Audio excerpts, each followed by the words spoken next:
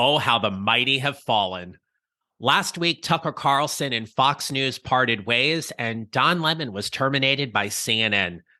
As we followed the news this past week, it got me thinking about how we are all replaceable, no matter how good or how valuable we think we are.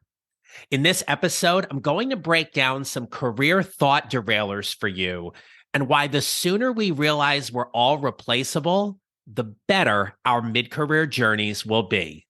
Let's get started.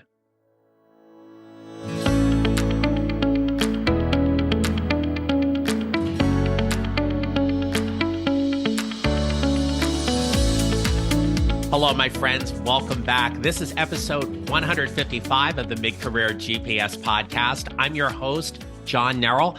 I help mid-career professionals who feel stuck, undervalued, and underutilized show up to find a job they love or love the job they have by using my proven four-step formula. Now, before we get to today's topic, did you know that there is a premium version of the Mid-Career GPS? It's called the Mid-Career GPS Podcast Plus. And each month I drop a special episode for my subscribers who want to dig in a little bit more around their mid-career journey. So, for example, it goes into more about the how we do certain things as opposed to just the what and the why. This month's topic is all about leadership hits and misses, and I break down 10 particular leadership traits that mid-career professionals think they need to be demonstrating and where it can be a positive or a negative for them as they build their leadership and executive presence. So if you want to subscribe to the Mid-Career GPS Podcast Plus, I can make it very easy for you to do that. First thing you can do is you can go ahead and check the show notes. You can also visit the podcast website at the midcareergpspodcast.buzzsprout.com, or you can check my website and just click on the podcast tab there at the top. And right at the top of that page, you will see a button to subscribe. So for as little as $3 a month, you will get some additional bonus training or subscriber-based training delivered right to your podcast platform. Hope you'll check it out. Now, secondly, and this is more of a personal story, I want to share with you what happened to me over this past weekend and why it is important for you as a listener of this podcast. One of the things I do when I get in the car is I listen to podcasts. I listen to business, coaching, entertainment, docuseries type podcasts. My podcast feed is full of a lot of different content, as I'm sure yours is too. And over the weekend, I was traveling to a tournament. It was early Saturday morning. I was going through central Pennsylvania. As if you've been here in the East, you know we've had a couple of gully washers this weekend. There's just been a ton of rain, but it wasn't raining pretty hard in the morning. And so if you know Pennsylvania, there's this route, it's called Route 81, kind of cuts straight up through the middle of the state, major highway. I'm driving in the middle lane. I'm being really good. I'm doing the speed limit, maybe a few miles over, but not much. And about 3 cars in front of me, I see somebody change lanes and veer off to the left. And I'm listening to a podcast and everything, but I'm completely staying focused and attentive. And I see 2 cars in front of me veer off to the right pretty quickly. And I'm like, huh. And then the car in front of me swerves to the left. And at that moment, I noticed that there was a car dead stopped in the middle lane, and I'm going 60 miles an hour right at it. Now, I didn't have one of those your life flashes in front of your eyes moments, thank God. But I definitely had that quick thought of, if I don't do something, I'm plowing into the back of this car and it's not going to be good. There was an SUV on my left, but a little bit more towards the back. I could see them, but I wasn't sure if they were in my blind spot or not. And I said, God help me. And I just kind of veered the car off to the left where I was in between the left lane and the center lane, and I zipped past this car. Now I hit the brakes, the anti-locks hit, but it wasn't going to slow the car down in time. And I knew my only option was to pass the vehicle. My heart escalated so quickly. And when I got past what potentially would have been a really bad accident, I stuck my hand out the window and waved. And this very nice person passed me on the left, and they gave me a wave too, to be like, I got you. And I just share that with you because it can be so easy for us to be distracted when we're behind the wheel. I make it a personal mission that I try to minimize as many distractions as possible. I don't text while I drive. I don't drive with the phone in my hand. If I'm speaking to someone, it's on Bluetooth. Obviously, accidents can happen, and I want all of us to be safe here and everything. But I just want to offer you that, especially with the summer coming and increased road travel, to kindly be attentive to your neighbors on the road. Please don't drive recklessly. Please be careful. Thank God everybody was safe. But I was telling the story to a friend of mine, and this was the part that just blew me away. I was so caught up in my own thoughts about what had just happened. I never thought to call the police and say there was a car stopped in the middle of the road. So hopefully they're okay. Hopefully everything's fine. But my friends, if you are listening to this in the car, I am honored that I'm in your ears. But at the same time, please stay attentive to the road and the people around you. And if there's anything we talk about you need to go back and listen to, then please do so when you're in a safe space. Okay. Let's get into today's topic for this solo episode here. So today's topic is about how everyone is replaceable. And when I heard the news that Tucker Carlson and Don Lemon were no longer employed by their respective networks, really got me thinking. And so when we think about, there are 3 stages of our career journey. So there's the early stage, which typically, according to the U.S. Department or Bureau of Labor and Statistics, will say it is 10 years after graduation, be it either high school or college. So that first 10 years is what we often would describe as your early stage. You've graduated, you want to work, you want to start building your career, you are eager to get started. And it is this point where our professional values start to shape and form about whatever is next. You start to know what kind of work you want to do, why you're good at it, how you want to be able to do that work. And so for a lot of people, especially in the last 3 years, it has certainly opened up conversations about whether or not you want to be fully remote, you want a hybrid working agreement, you want to be 100% at the work site, or maybe you have a job where you absolutely need to be 100% at the work site. And these are all these considerations. Plus, how do you want to lead? How do you want to be led? How are you as a follower? And you're starting to figure out, well, what do I think the next position's going to be for me? And then we hit mid-career, the focus of this entire podcast series, where we're clear about our value, we hit our stride, and essentially this is our wealth building years of our career. We get on a path. A lot of people prefer to get on that path or an organizational ladder within a company where they see themselves growing roots. Maybe you've done this yourself, or you will see people who have an ideal company where they want to work, and they actively network and apply to try to get into that company. And for some, it works, and for others, it doesn't, meaning they may never get into that company, or they get into that company and realize there was something about that culture that just didn't fit for them. And so they're going to navigate towards something else. I absolutely like to think of mid-career as where we grow our roots. And then there's the later stages in our career where we start eyeing retirement. We still do quality work, but we're also fearful about ageism and whether or not, if we make a career move, what that's going to look like. I have a friend of mine who navigated both a personal and professional move, and at 60 years old landed a great new job. So there's lots of things to consider here as we think about these three stages of our career journey. But then I want you to take a moment here and think about your value. And there are thoughts that we have about our value that can honestly, in my opinion, be career derailers.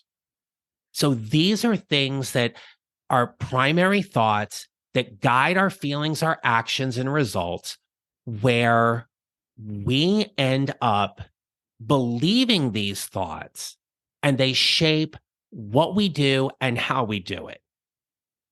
Let me give you a few examples of these thoughts. And maybe these are thoughts that you've heard other people say, or maybe you've said these yourself. And I will tell you, I have had these thoughts myself as well at times.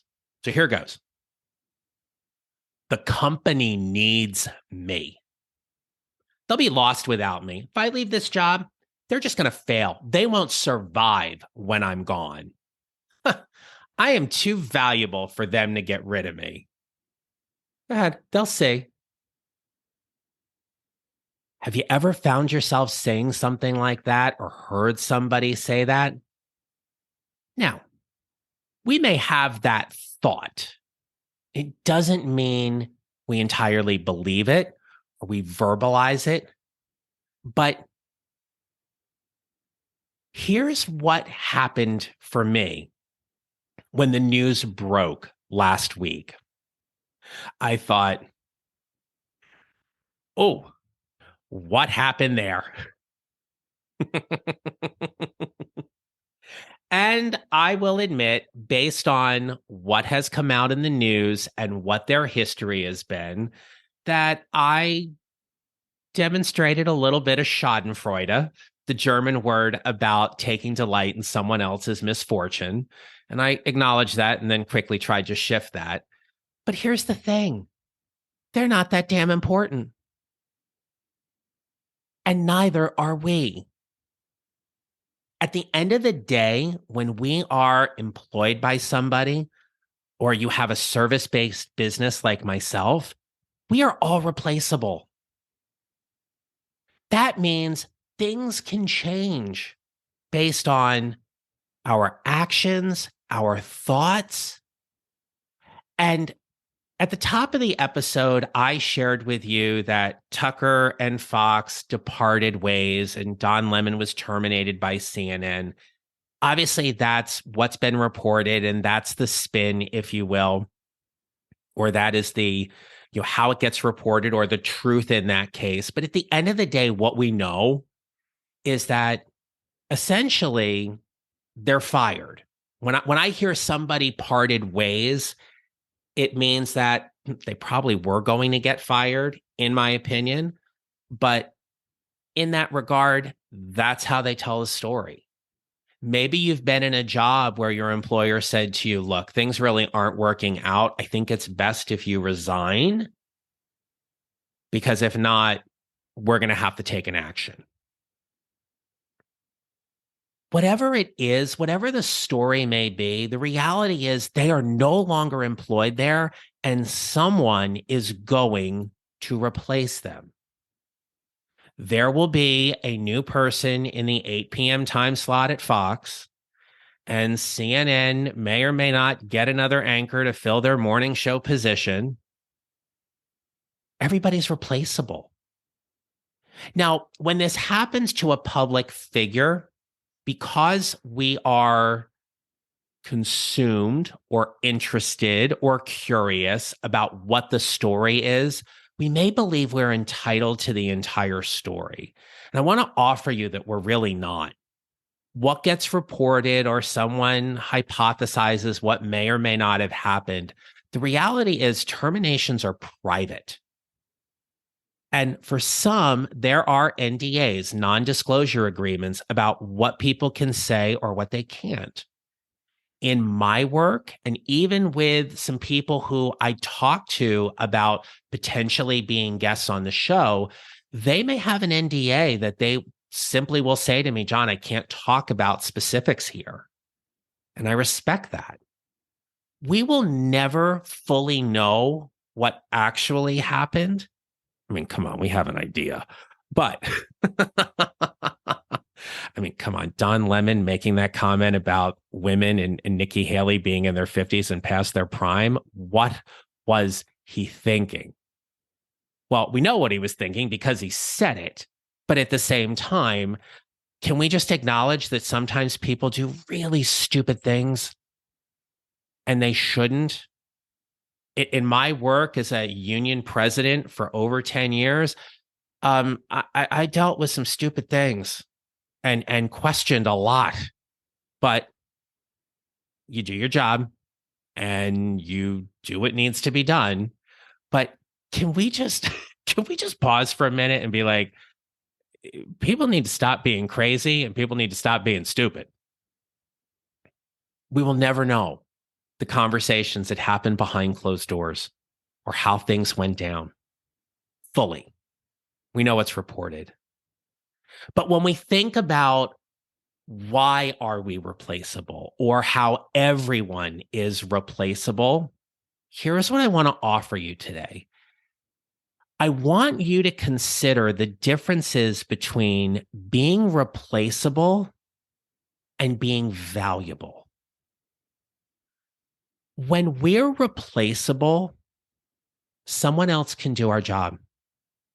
And the company does not want your drama anymore because you're causing too much of a disturbance. I've shared this on the podcast before in a previous episode in a conversation around leadership. But one of the most impactful things one of my leaders ever did for me was to tell me exactly this. John, you're replaceable. You do a great job as a teacher, but God forbid you walk out of this school and you get hit by a bus. A great analogy there, right? You get hit by a bus. I'm going to have to put someone else in your classroom. We'll miss you. We'll grieve you. We'll feel sorry you're no longer here. But you're replaceable. Never forget that. And that was his way of taking me at my early career and putting me in check. To recognize that being a little humble was going to serve me far better in that organization and in my career. So we're all replaceable. And from an employment standpoint, when the company no longer wants you there, they have acknowledged and recognized that replacing you is the much better option.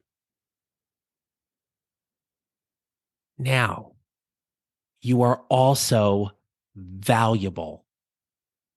You bring an amount of value into the position because of who you are and what you do. When your employer believes that you're valuable, what they're saying is they believe you are in the best fit in that role and that there's value by having you operate in that particular position. And the results that you're able to deliver, they are not willing to sacrifice by either A, moving you out of that position into another one, or B, moving you out of that position and out of the organization entirely. Essentially, when we're valuable, the pros of us staying there far outweigh the cons. We have all seen a lot in our careers. You and I both know what the drama looks like, what the inappropriate behavior looks like, what the comments, be it misogynistic, racial, homophobic, ageist, we've all heard them.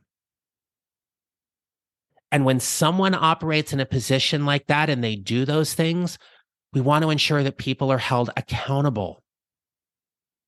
Doesn't matter at the end of the day in these cases, and in some of the ones we know as well, how much money you bring into an organization. If you are a liability, you are replaceable. I want to be clear here that being replaceable is, I'm phrasing or putting a context around this today by you have done certain things and thus the company is willing to replace you. It is a slightly, in my opinion, and if I thought about this and planned for this, this is a very different or somewhat skewed type of thought when someone is let go because there's a reorg, they're cutting costs, or there's been a change organizationally and your services are no longer needed. That's a slightly different story. And we'll cover that in another podcast episode. But the idea that you think you are so powerful and so mighty that I just lost the word for a minute, but like you are impenetrable to anybody coming in and saying, you no longer work here. If you are having that thought that you are indestructible, that you are free from any repercussions within your organization, my friends, I want you to pause for a minute and ask yourself, how true is that?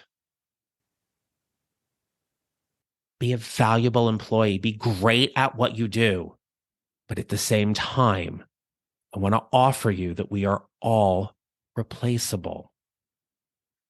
We talked on the pod before that thoughts create feelings. Those feelings create actions. Those actions create results. This episode is an opportunity for you to truly pause and reflect for a moment about your thoughts about how valuable you are and how replaceable you are. But let's not overlook this. Just as much as the organization can replace you, you can replace them. That's right. Organizations are replaceable as well. It happens when we're brand loyal to certain products. It happens when we're no longer happy within an organization and we decide to take a job elsewhere. That when you don't want the drama, you are willing to replace your organization as well and go somewhere else and create your next advancement opportunity. Before we wrap up today, I did want to take a moment to just mention about being humble. Humility is a desired value.